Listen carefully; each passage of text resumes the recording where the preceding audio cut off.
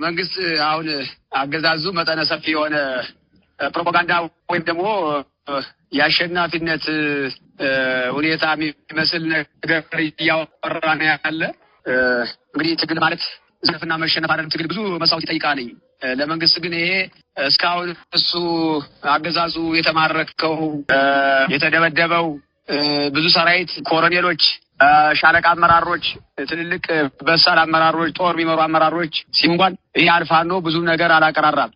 መንግስት ግን አሁን እሱ ያቋቋማቸው እሱ በውስጥ መስመር ወደ ድርጅታችን ወደ ፋኖ ትግል ያቀላቀላቸው ሰዎች አልሳካላቸው ሲል የአማራ ትግል የማይነቃነቅ የአሸናፊነት ስሜት መኖሩን ሲያውቁ የአጭር ጊዜ መስሏቸው ለማፍረስ የመጡ ተጠልለው የቆዩ ሰዎች ናቸው። አሁን ዞረው ወደ ራሳቸው ቦታና ወደ ራሱ ቦታ ሄዱትኝ እንጂ ፋኖ መንግስትን አሸንፎ አማራን ነጻ ወጥቶ አገረ መንግስት ሊሆን የገባና በጽናት የተደራጀ ፋኖ እስካሁን ድረስ አንድም ፋኖ አልተቀላቀለም፣ እጅም አልሰጠም።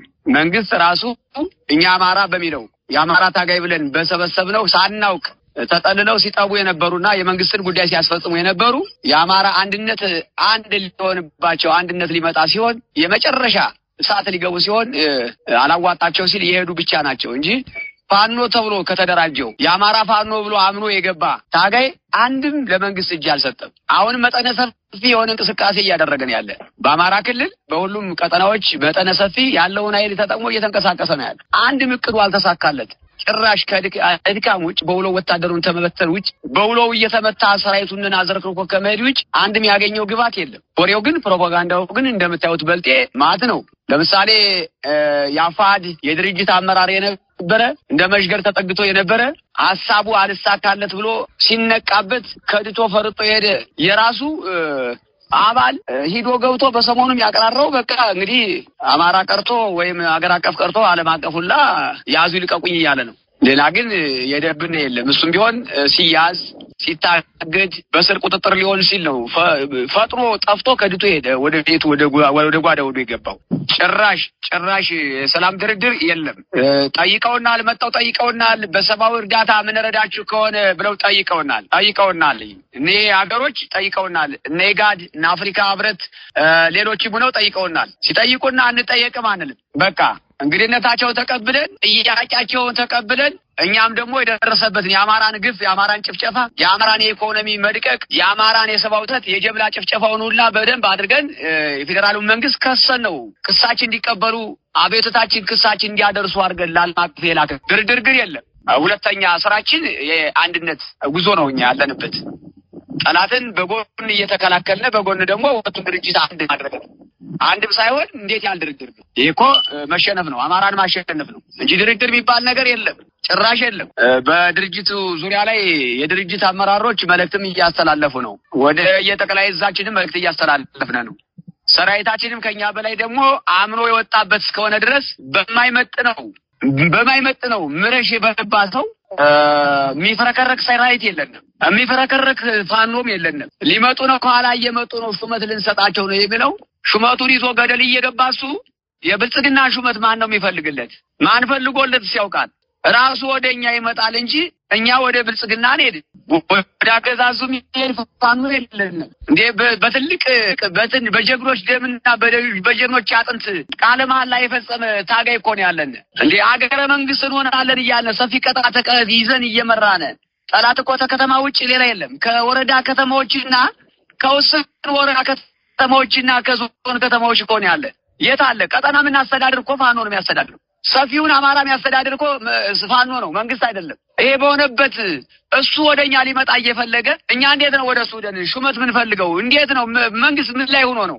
አይደለም ፋኖን ሹመት ቢሰጥበት የራሱን የተሾመውን ተሿሚ መቼ እንዲሰራ አደረገው? ገደል ሲገባ ሲንበጠበጥ አይደለም። ይሄ አባባል ትክክል ነው። የፍርሃት ትክክል አይደለም። የፍርሃት ነው፣ የፍርሃት ጉዞ ነው። ሲረከረክ ነው የሚያወራ።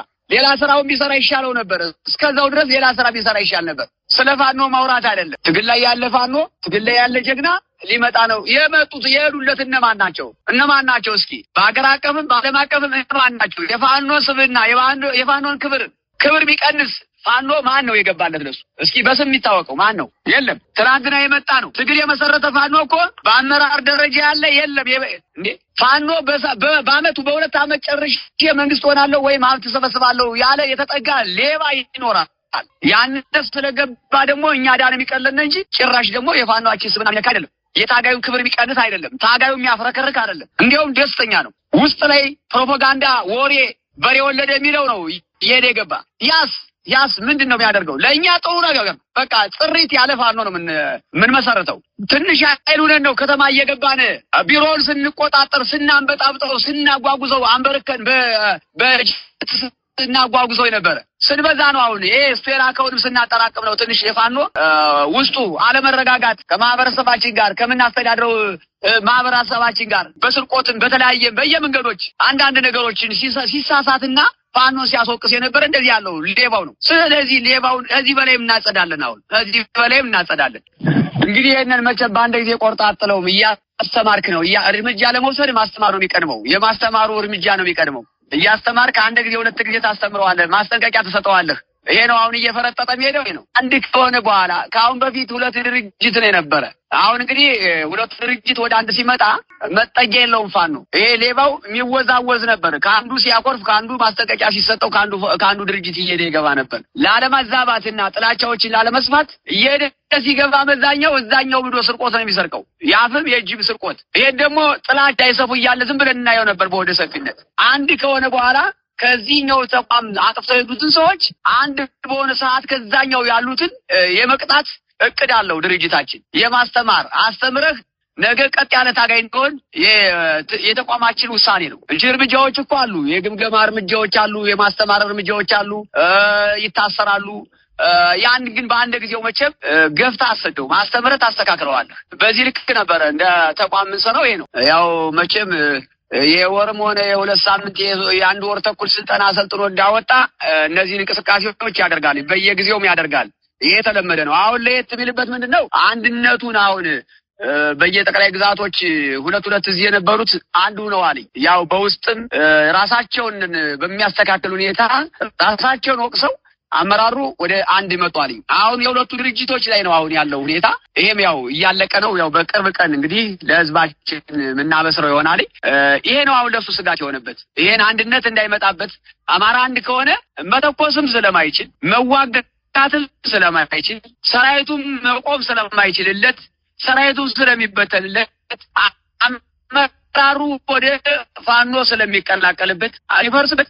አሁን የሞት ሽረት አድርጎ ያለ የሌለውን ከተማ ላይ ያለውን ኃይል ይዞ ወደ ገጠራማው ቦታ እየተንቀሳቀሰ ያለ በዚህ ልክ ነው እንጂ ምንም የተለመደ ከሆነ ምንም አያደርግም።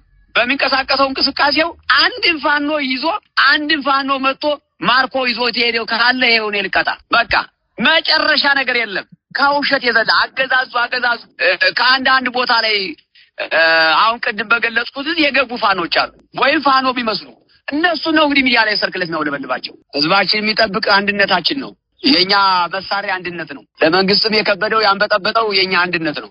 አንድ ከሆነ አማራ አንድ ከሆነ ቀጥታ ካሰበው ካቀደው ካለመው ስለሚደርስ ለመንግስትም ትልቅ ፍጋቱ ይሄ ብቻ ነው እና ህዝባችን ደግሞ በዚህ ነው የምናስደስተው፣ በአንድነታችን ነው የምናስደስተውና ምንም ችግር የለም። አንድነቱ በቅርብ ቀን እንቅስቃሴውም ለአንድነታችን ብዙም ስጋት ስለማይሆን በቃ ያለቀ ነው። ይሄ ብዙም ጊዜ የሚቆይ አይደለም። ይህ ጠቅላይ ግዛታች ያሉትን አንድነቶችን ጨርሰናል። አሁን የሁለቱን ድርጅት ብቻ ነው ስራ እየሰራን ያለ። ይሄም ደግሞ እንግዲህ የቀረው ከዚህ ግባ የሚባል አይደለም። በቅርብ ቀን ጥሩ ነገር ይኖራል ብዬ ጠብቃለሁ።